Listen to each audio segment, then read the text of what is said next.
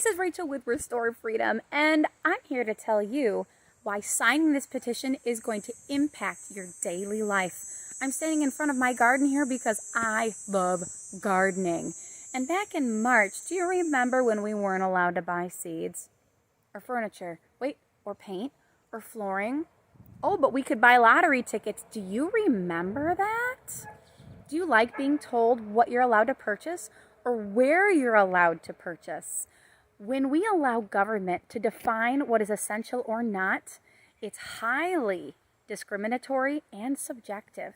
If you don't like being told what you're allowed to buy or where you're allowed to shop, you need to sign the Restore Freedom petition, because this is going to prevent future government overreach and will keep your governor from telling you what you're allowed to buy and where you're allowed to shop.